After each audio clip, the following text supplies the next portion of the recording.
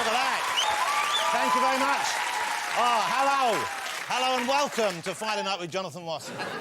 For anyone who was snowed in on Monday and couldn't make it to work, I do have some good news from the Met Office. It might snow again next Monday. Did you take a personal day? Anyway, shall we see who's in my green room tonight, ladies and gentlemen? It's going to be a cracker. We've got some fantastic guests for you. My first one is a singer and one of the few truly global superstars that these islands have produced. It's only Mr. Tom Jones, ladies and gentlemen. Tom Jones.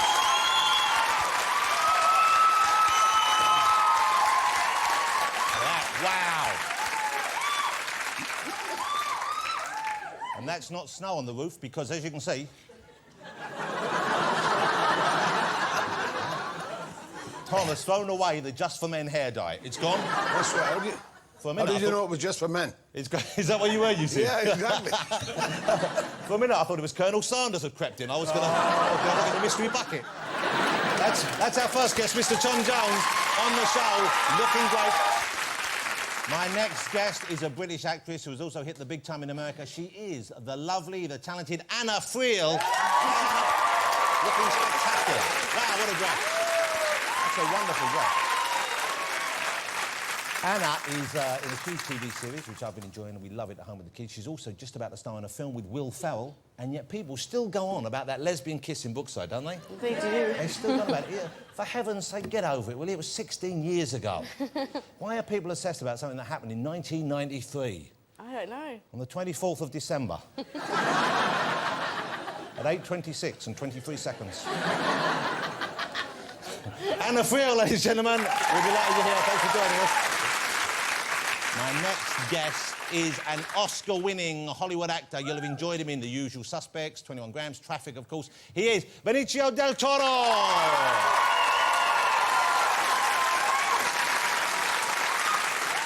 Lovely to have you here, sir. Hey, Benicio, can I just check? Am I doing the pronunciation? Is it Benicio, Benicio? How do I say the name correctly? Benicio. Benicio. I got it wrong on all 3 attempts. That's great. Benicio del Toro, ladies and gentlemen. Thank you for joining us, sir. I'm looking forward to meeting you. Now, one of the things that Comic Relief are doing this year, and you might know about this already, is taking over the BT speaking clock service. So if you dial 123, you don't get the regular, normal voice of the clock, you get British celebrities instead. Like, they've got Cheryl Cole doing it, Gary Barlow's doing it, which is a lovely treat. But I think they've left someone out, as this picture reminds us. Have a look at this hunk of manhood. So, Tom, we wondered if you might like to audition for it. I wonder if you could read out the words on the card, and let's see how you'll be. If you dial 123 and you've got Tom Jones doing the clock, let's say, give it some passion. OK. At the third stroke... No, Tom! What? Give it a bit of boomph, come on. At the third stroke, it will be 40 and 50 seconds. 10. No, sorry, 10:40. I missed the 10. I should have put the glasses on. You should have... On what clock is there 40? Wait a minute. OK, 10:40. 10:40 and 50 seconds. He's on LA time still, 40 o'clock. Yeah. OK, let's do it one more time. We'll pretend that didn't happen. OK, great. OK, you ready? Tom, 1, 2, 3. At the third stroke, it will be 10:40 and 50 seconds. Yeah!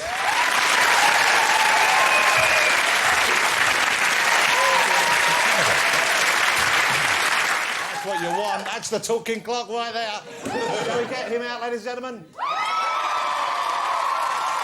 Just before we do, you know the great thing about having Tom on the show is when you look back at his brilliant career in show business, he's performed with just about everyone. Oh, will you please welcome Tom Jones?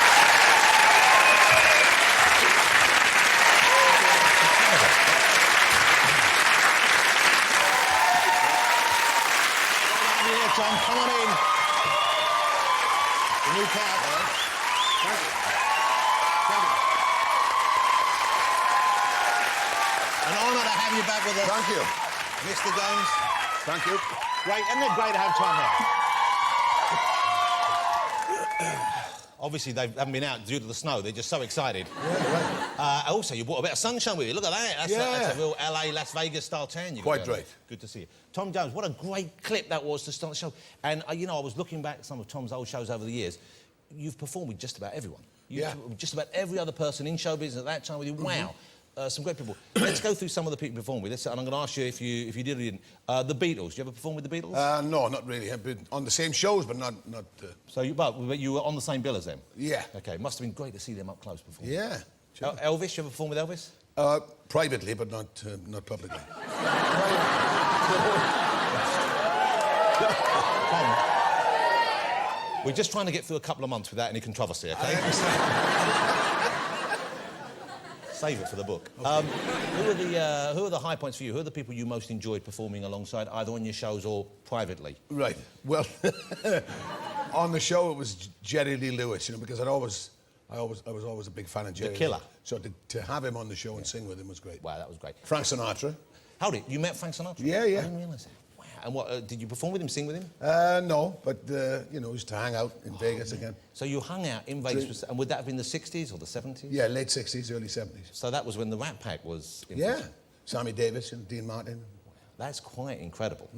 And Vegas has changed a lot since then, I imagine. The music is still going on there, but there used to be a lot of lounges years ago in the 60s, you know. You could go and see Louis Prima and people like that, you know, in the lounges, which was great. They're not there anymore. So you'd have smaller acts who are still great acts, but they're performing in more intimate venues? Yeah, yeah, in a smaller showroom. But now, of course, you know, they're so interested in making money, you know, with the slot machines and all that, that they've pushed a lot of talent away now. So they have those big shows, someone like you, a big headliner would be on, and Celine Dion was there for a while, and Bette Midler, people like that, and then I guess they want you to spill out and gamble afterwards. Yeah, so you don't, you know, there's none of the lounges left, and it's a shame because Jackie Wilson would be there, you know, and Jerry Lee Lewis would be there, Fats Domino, you know, a lot of those people. When you used to hang out with Sinatra, did you go drinking with him, and gambling with him? Yeah, drinking. Wow. He used to like a drink. Yeah, big drinker. Yeah, he could drink. Who was the best drinker, you, him, or Jerry Lee Lewis? Me. But Well, because I was younger, you see. Yeah, you could bounce back. But presumably you missed the drinks you'd get over here, because I know you like a pint of bitter occasionally, don't you? Yeah. You can't get that in Vegas, can you? No. No. So what would you drink when you're out with the boys back then? Well, it all depends. I mean, champagne, you know, is the easiest thing to drink. When you say easy, what do you mean easy? Well, it's easy to drink. Well, it's all easy to drink. It's a liquid. I mean, I understand. you know, beer, champagne, Yeah, water, but some of the other things, you know, like whiskey, vodka martini, you know, is nice, but you can't drink too many of those if you want to stay on your feet. Oh no, you can't. No. What accent was that? Like an Indian accent. It was a bloody Welsh accent, and you know it. So you hung out with them. You went out on the town with all of them. You went out with Sinatra and Sammy Davis Jr. At different times. I mean, I was following Sammy Davis into Caesar's Palace. Right. So I he was an performing, and extra. you were. Yeah. So I was going past the bar one night to go and see Sammy Davis, and I hear Thomas. Jesus, it's Frank, because he always called me Thomas. Why did he call you Thomas? Because that's my name. Yeah, but Thomas.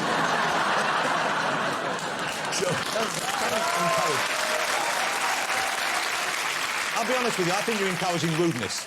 Yeah. Can I call you Thomas from now on? Yeah, if you like. Okay. How do they treat you over there when you're there now? I'm guessing because you are, you know, a huge name, but you're someone. There's a history of you in Vegas, and there aren't that many guys around who did perform back then still who can still cut it, who can still go and do it live. So I guess they make a fuss of you. Well, the first time I performed there was 1968. Wow. So it's like 41 years now, and I've been there every year. Yeah, yeah. So I don't think anybody's been there that long. No, that's incredible. And so they presumably you have a big suite. It must be almost like a home to you, isn't it? Yeah, yeah. I have a big suite up on the 29th floor of the MGM. Wow. Big balcony, you know. Is it one of those hotels like we've seen in movies where there's a lift that opens just in your room? Yeah, well, I have a lift in the suite. Hold it, you got your own lift in the suite, not to get you up there? No. One in the... Yeah. Well, how many floors you got in your own suite? Well, there's only two, but there's a spiral staircase that goes around the lift. So Thomas, it's a stair lift, is what you're talking about, isn't it? No. That's what it sounds like. Yeah. This goes round on the stairs. That's a stair lift. Are you planning on visiting? Oh, I would happily retire with you somewhere. Okay. Let's go off and live on an island together, like a couple of beach bums. Right.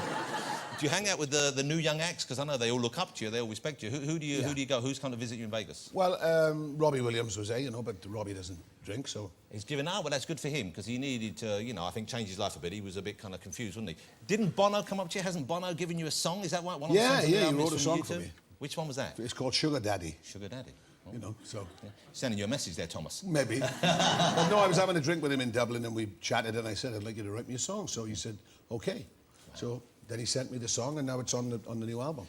So basically you just hang out with guys. I guess there's very few people who wouldn't take a call when they knew Tom Jones was in town if you wanted to hook up. Well, you know, it's a great feeling, though, to be with younger performers, you know, and have them sort of say, oh, we love that record, we like this. You know, and are there certain records that the performers tend to say they liked of yours, certain tracks? Yeah, well, like Alex, we had with the Arctic Monkeys, for instance. Yeah. We were having a drink in a pub after the Q Awards, you know. And I love that. And the Ting Tings were sitting there. Oh, isn't this great? You've got a bloke who really should be at home just in his slippers. He's going, well, I'm out with the Arctic Monkeys and the Ting Tings. And then it all kicks off when Dizzy Rascal comes in. So you're out with the Arctic Monkey guys, Alex, Arctic Monkeys and the Ting Tings coming. Yeah. So Alex says, I love that, Love Me Tonight, Tom, you know. Yeah. He said, with the half tempo in the middle. And then he says to the fella from the Ting Tings, you know, do you like that one of Tom? He said, oh, Love Me Tonight. And the fella says, I haven't heard it, I've been out of town.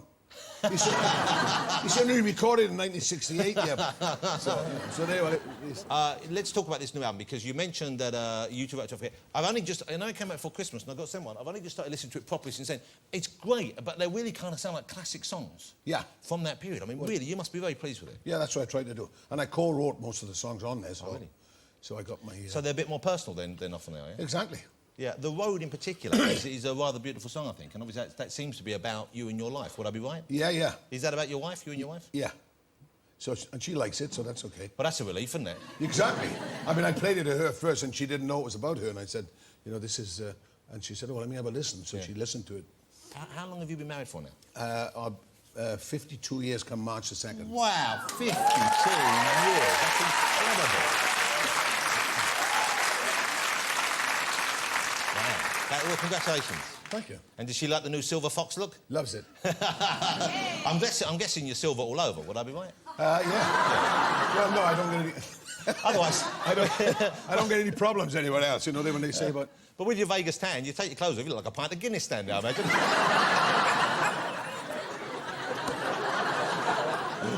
Yeah, well, you know... Now, Tom, here's exciting news as well. You know, Comic Relief is coming up. We're all excited. It's always a big, fun event, and we love the fact that everyone gets involved. Tom's got involved. Tom's recorded the Comic Relief single this year, along with a couple of other people you might know, Rob Brydon and Ruth Jones, both from Gavin and Stacey. I've had it. It's fantastic. There is Islands in the Stream, and it's out on order from now on. From today on, you can go to rednose.com and you can order yourself a copy of this. It is fabulous. Must have been a lot of fun to shoot this, wasn't it? It was, yeah. Were you out in Vegas? They came out in Vegas? Yeah. Hello and welcome to Friday Night with me, Jonathan Ross. Welcome to Alan Carr, China!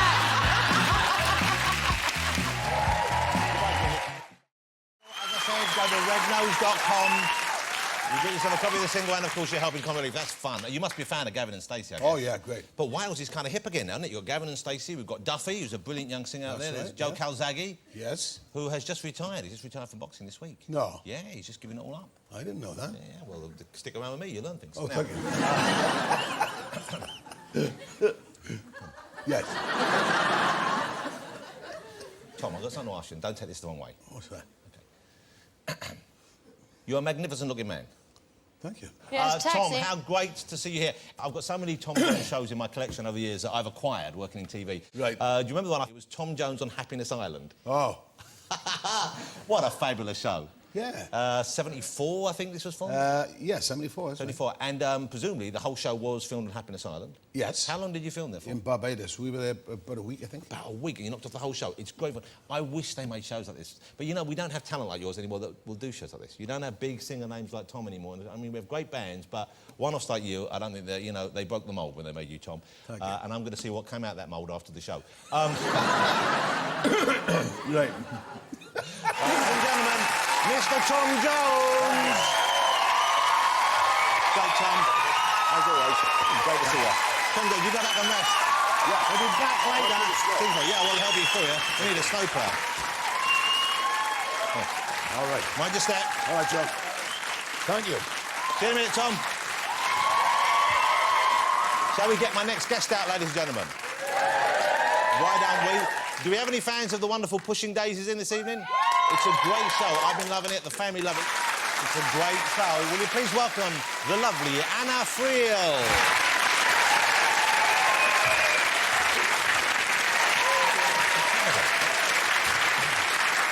Doesn't Anna look gorgeous, everybody? Thank you. I think Wow, that's quite some dress you're wearing there. do you like it? Wow, there's not a lot of it. Is there not? You need to put a cardigan when you go outside, I would have thought. I need a tan like Thomas, if I Yeah, may say man. Thomas. Well, but he's based more or less LA and Las Vegas now, and that is where you live now, I believe. I split my time both between here and Los Angeles. And so your whole family's kind of over there for part of the year. You've got your partner, Yeah, David. the wonderful David Thewlis, a tremendous actor, and you have a little girl together. A little girl who's 3, Gracie. How lovely. And She's lovely. So you live in LA for part of the year. I've been there for the last 2 years, and I got back before Christmas. And I'll be going back to New York in about 2 weeks' time, so I'm splitting my time between the two places. And does she, presumably, is like grandma and grandpa, like they're over here? They're here, Okay. yeah, but they come out. They come out to see her. So she sees plenty of them. Are you worried that she's going to grow up to be like an American person more than a British person, or is that not a concern for you? We have a northern nanny who's with her all the time, so it's like having grandparents there all the time. Because I was, I've never been offered any work out there. But if I was, I think years ago I would have been concerned about taking my kids there for too long. Not just for the way, it's kind of a different way growing up, but the schools out there, they seem scary, like they have metal detectors. I know it's getting that way a bit over here, but there's big black cars that sit outside her school with bouncers, because there's other big celebrities that have children there, so they have to stop paparazzi and stuff. But she learns how to make cheese, and they do debates. Like, at 3 years old, they'll say, right, OK, so who are you going to vote for, Gracie? Who do you like? I'm like, she's 3, you can't ask her to understand the president. She's not going to vote for years, is she? well, we hope. But David, he would teach her about learning about what an American president is by referring to the president as a king. So we'd watch and say, now, which king do you like? Do you like Obama, or do you like McCain? Do you like? And she said, I like the one with the white hair. We're like, no.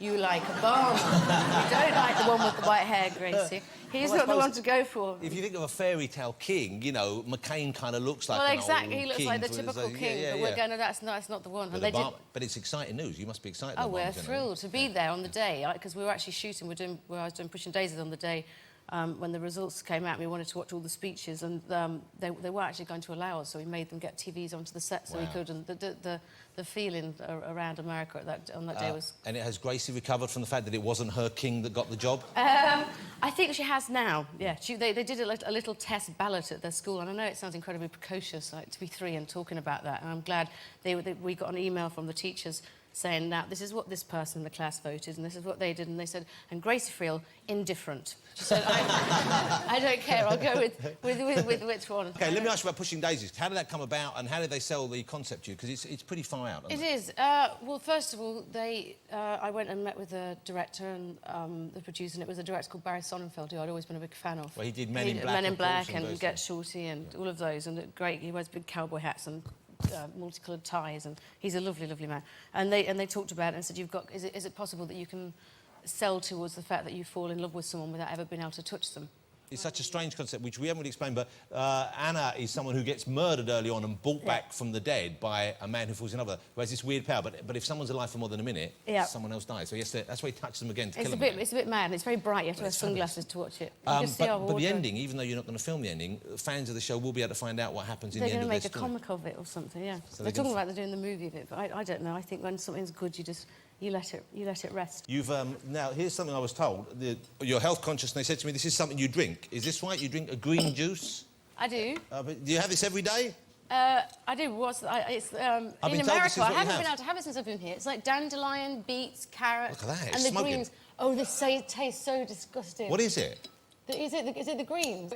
Yeah. I have ones that are naturally squeezed, not the powder. Look, this is when. Remember when you were a kid at school? Made me drink this is it, the paint you used to mix up, wasn't it? It was that terrible watercolour paint that was no good. And this apparently is really good for you. Do you know what's in it? What? I don't know what's in it. I'm asking you. That was spirulina and dandelion and different roots of. And what does it do for you? It just like flushes you out, or what? It gives you health? It makes you feel really good, but the natural squeeze ones are the best. But this is quite good. Go Look on, at try that. it. That just looks like horrible paint. You'll absolutely gag. Do you, and you drink this every day? Yep. For morning or breakfast or in the evening? Usually in the morning, but I'll mix it with different bits of different vegetables. But really? And you say it tastes horrible? Yeah, go on, try. Oh, Jesus, it smells. And it gives you a nice big green Joker smile. Will you try some? Try some. Yeah, I'll go on then.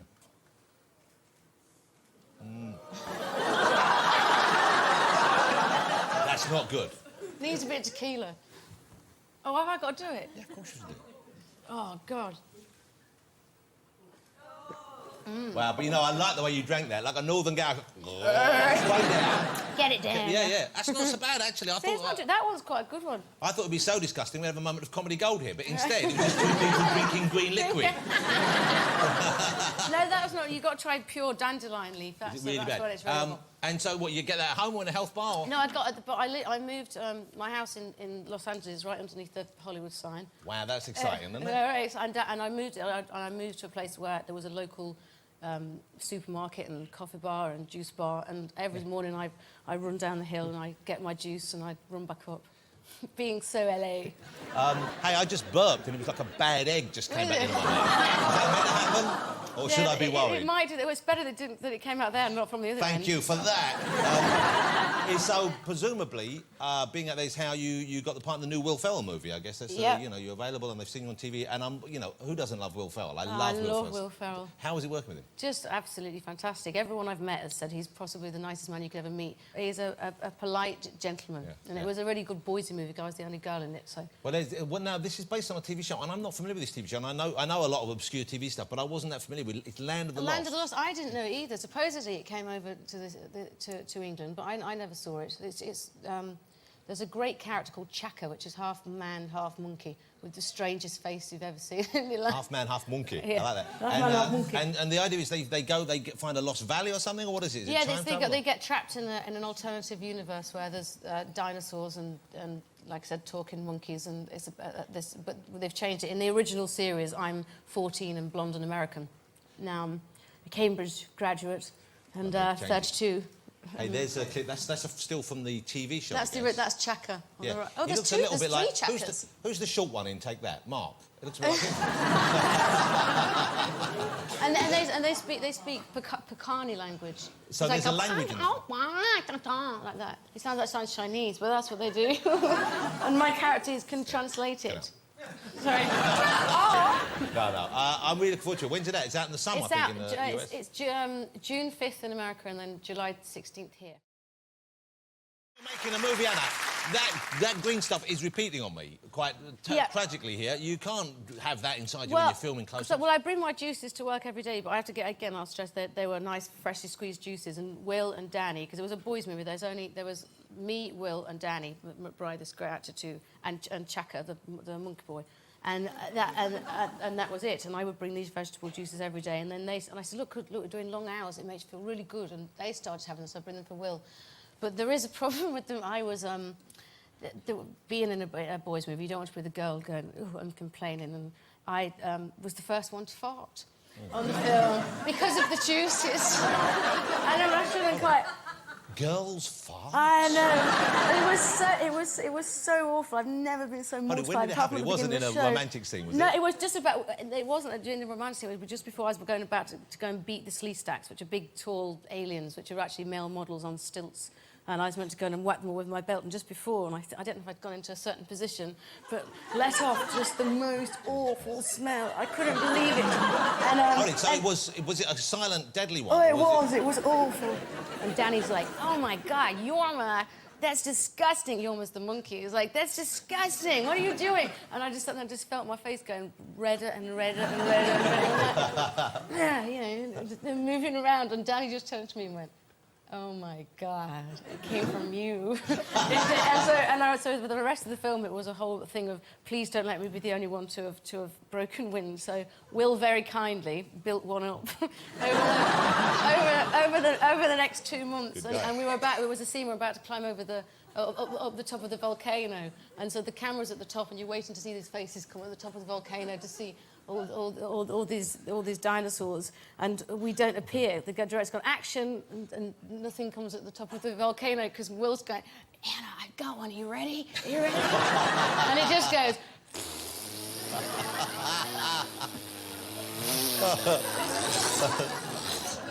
And it's possibly the longest, loudest fart that I've ever heard. And I thought that was the most gentlemanly thing anyone's ever done for me. That's a lovely story. How lovely to see you. I'm a big fan. I love you in the TV show. I'm looking forward to it. And I'm glad that we haven't lost you completely to LA, but I wish you every success out. I'll be back and forth. I love being back in England. Ladies and gentlemen, the lovely Anna Friel. Yeah. It's beautiful. And that is beginning to repeat on it. Is it? You go and tell them what you want. All right. Anna Friel, ladies and gentlemen, mind the step and the smell.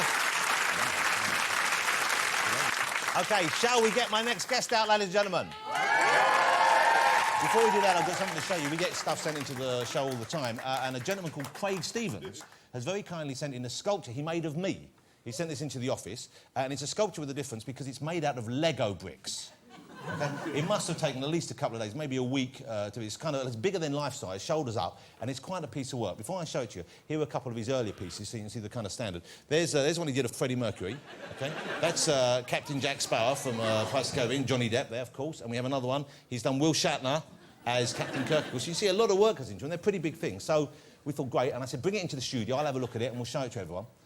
One of the production team who works on the show, and it would be embarrassing to name him, so of course I will. His name is Will Brown. He dropped it on the floor. I know he's not much to look at, is he, ladies and gentlemen, but we've given him a home. Anyway, that's Will. He works on the show, and he dropped it and it shattered. Shattered. If he's a good lad, he offered to rebuild it. We said, OK, great, well, you've got the photograph. Do you want to see what he's achieved so far?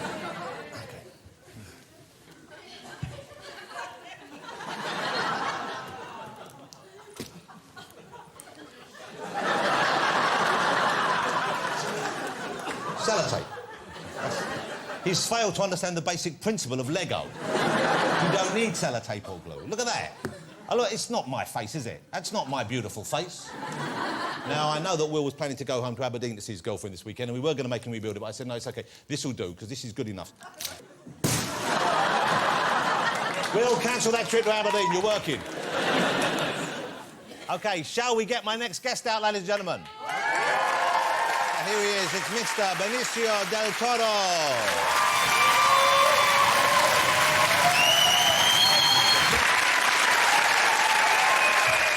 Great to have you here. I'm a big fan. Thank you. Get it out your system. He's just a man the same as me. Benicio, lovely to have you here. Thank you for having me. Del Toro, I believe, means of the bull, is that right? Of the bull, Of a literal translation. Yeah. That's quite something to live up to, I imagine. Okay, yeah. But do you find that being a Latin gentleman, and where are you from originally? Where I was born in Puerto Rico, but let me tell you a story, because Tom Jones is here. I grew up thinking Tom Jones was Elvis Presley. Because he went to Puerto Rico, he performed in Puerto Rico, he was very well known in Puerto Rico, and all of the women liked him, and I think my mom, one of them, liked him too. So I grew up thinking Tom Jones was Elvis Presley. And here I am, you know, I don't know, 35 years later or so, and I'm here, and there he is. I'm sitting in the red room or with Elvis Presley. Do you find, you know, when I told people you were on the show this week, I had just about all the females I told kind of got all a bit fluttery. OK, you know the way ladies get sometimes. Do you know what I'm talking about here? Sometimes, yeah. Yeah. You've got the dark brooding good looks. OK, yes. Some of the girls there get a bit wibbly wobbly as well. Is that a weird thing to live up to? The kind of, because in a way it's a bit of a cliche, of course, the Latin lover kind of thing. Isn't it? Yeah. I just do what I do. I don't know. I got no control over that. Yeah. If it happens, great. OK, but you're not, a bit more seriously, you're not actually from a showbiz family at all. I mean, your parents weren't in that kind of line of work at all. No. They were both lawyers, is that right? Yeah. So when you announced you wanted to be an actor, were they pleased for you? Was that something they liked? Not really. They thought it was a fad. They thought it was going to pass. And I just... But, you know, looking back, you know, acting, there's something about acting that you have to do in a lot of jobs. And being a lawyer is not that far away from acting. You have to convince a jury sometimes, whatever you do, but you have to convince people. So I think there's maybe a line there, a follow through. And did, who objected the most? Was it your mum or your dad who objected the most to you? Well, my dad and my godmother. My mom passed away when I was 9. So when I decided to become an actor, it was both my dad and my godmother. They both said, you know, it'll pass, you know, you're kind of, I don't know whether the phrase seems a bit old hat now, but method acting. You came up with that kind of by Stella Adler and those from that school, from that direction. You know, it was all by chance. I was on my way back to San Diego, and someone gave me a phone number to call an agent, and I went to see the agent to get represented. And she said, "Hey, listen, you live in San Diego. I was going to school in San Diego.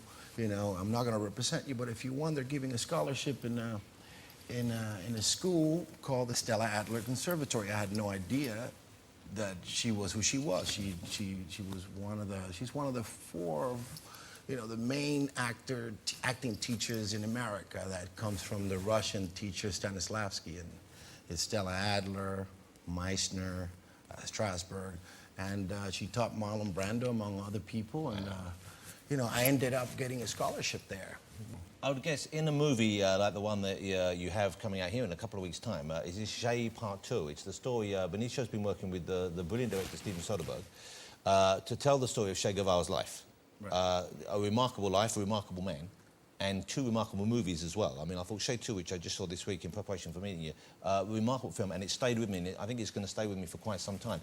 I imagine, though, probably not the easiest sell to get money for a movie about, you know, a guy who helped a communist government take control from a corrupt regime backed by the Americans, and here you get a... Presumably you make it with American money largely, or... No, we actually made the movie with French and Spanish money. So the Americans still haven't forgiven him? Yeah, they haven't. He's clearly someone who you admired. I admire a lot of things about him, yeah. I might not be on the side of for capital punishment, but I do admire many things about him that are relevant nowadays. But you have to understand that Che Guevara happened in a time where, let's say, in Mississippi, 1963, an African American could have not voted. Yeah. You know, so it was a very, very different times and very violent times. So it's a it's a historical endeavor, if we can say that. How have they reacted to it in other parts of the world? For example, in Cuba itself, where you have Castro, who was a contemporary, who was a kind of brother-in-arms with Che. Presumably he's seen the movie, and I think you met him, didn't you?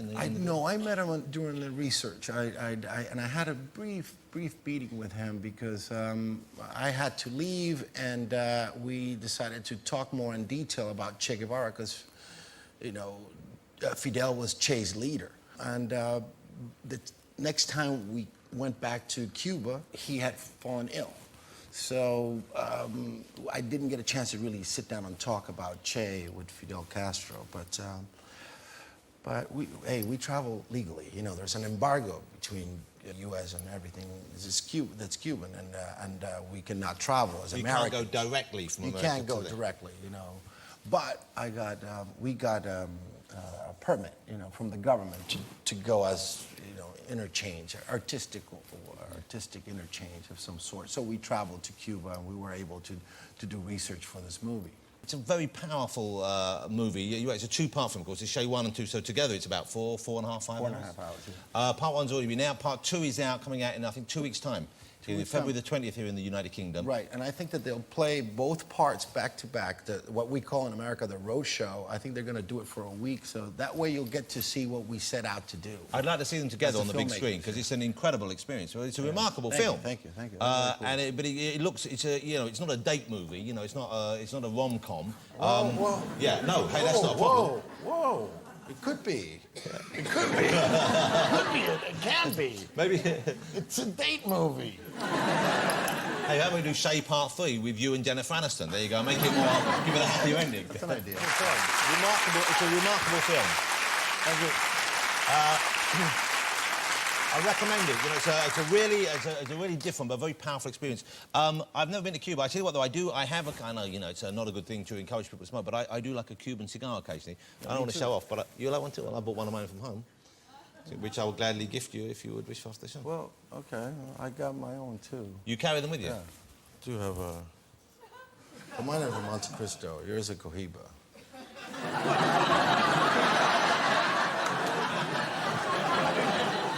Give it back. Well, some of us don't have to overcompensate in the cigar. OK, let me ask you about the other movie. You finished another movie since then. Right. And it sounds to me like it couldn't be more different. Right. Because that's obviously a very personal project. It's about, you know, a real story and real experiences. This new one is a fantasy of sorts, isn't it? We actually shot it here in Britain. We did a remake of The Wolfman. The Wolfman. The Wolfman. And is that you, Benicio, under that makeup there? Yeah. Wow.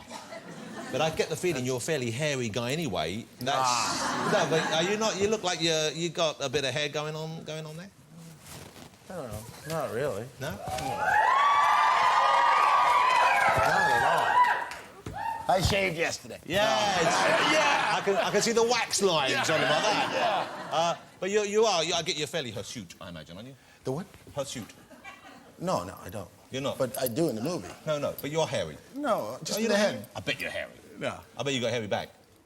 Are you trying to get me naked like No. you're trying to get Tom Jones naked? Surely you've seen me work. Yeah. I asked point blank. Yeah, okay, thank you. And are there transformation scenes? Do we see you turn into the Yeah, beast? that's the whole bit. But I haven't seen the movie, so I can't talk too much about it besides, but I'll come back and talk about it if you want me. I would love you to. Do you do a howl in the movie? Do you have to do a Wolfman howl? You know what? I kind of fought it a little bit. I didn't want to stereotype the Wolfman, you know what I mean? Yeah. All right. Some of us know. Yeah, okay. You're not going to do the howling, no. No, I just fought it. I fought it. I didn't want to stereotype him. What if he was just clearing his throat? How would that sound? Well, he's part man, so we would have to make this decision here. I don't know. It's like... Oh, that's pretty There good. you go. Benicio, I'm a big fan of yours. I tell you what, another movie I love Benicio in, I'm sure you'll remember this one, The Usual Suspects. Remember Usual Suspects? Wow, what a performance in that. Great cast, great film. Was it your idea? Was it the director's idea, the kind of mumbling, the way your character speaks and that sort of... No, it was my idea. You know, you have to understand that when I got that part, I got the script, and you know, I had met the director and the casting director, and I got this role, Fenster, and I looked at the script, and I died on page 37. So I found out, like, you know, I talked to the writer, who I became very good friends with, and the director too, and I said, well, does it matter what I do? And I'd seen that movie, the Dick Tracy movie, and I remember falling in love with Dustin Hoffman's mumbles. Yeah. So I just did my mumbles, you know, impersonation of. But it's great because, you know, even though you're not in it all the way through, it really stays with you. Yeah, it worked. I guess, you know, you're only as good as the actors you're working with, and you know, we're working with great actors: Kevin Spacey, Kevin Pollak, you know, Gabriel Byrne, Stephen Baldwin. It's a great cast. Pete Postlethwaite. It's a great cast, a great group of guys, and we just had a good time.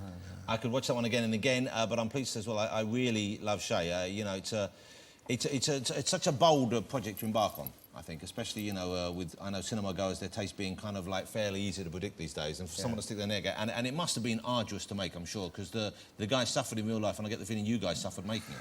We suffered, yeah, we did. Well, you know, it took, from the moment Steven Soderbergh, the director, Laura Bickford, the producer, and myself decided that we were going to try to tackle the idea of making a movie about Che Guevara. It took about 7 years. Wow. But, you know, you got to study the history of the man, of the country.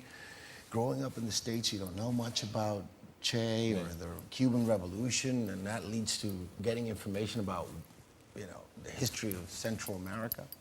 And, you know, why do it? We just felt like, you know, it's good to have stories out there and have, you know, that show both sides of the coin. You know. Well, you know, it's a great achievement, and you must be very proud of it, I'm sure. I am. Well, congratulations, and I hope everyone goes to see it, even if you wouldn't normally go and see it. And it's right, you know, it's not actually a date movie, despite what it says, but you could go on a date, and then you could just, you know, yeah. We're just going on a date with someone who you don't want to sleep with that night. Talk. Hey, Benicio, how lovely to have you here. Thank you for joining me. Thank you for Ladies and having gentlemen, Benicio del Toro. You're going to stay for time? Excellent. Thank you. You're getting the Wolfman whistle right there. Thanks to all my other guests tonight, as well as Benicio del Toro. We have the lovely Anna Friel, the one and only, the silver-haired Sultan of Song.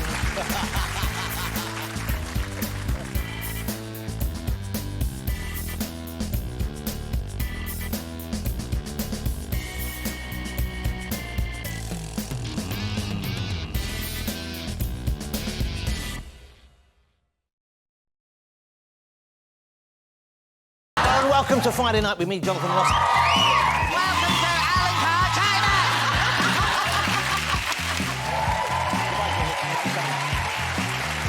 Oh, Jesus. That's what I'm talking about, I've just been messed. Oh. Don't patronise me, Alicia.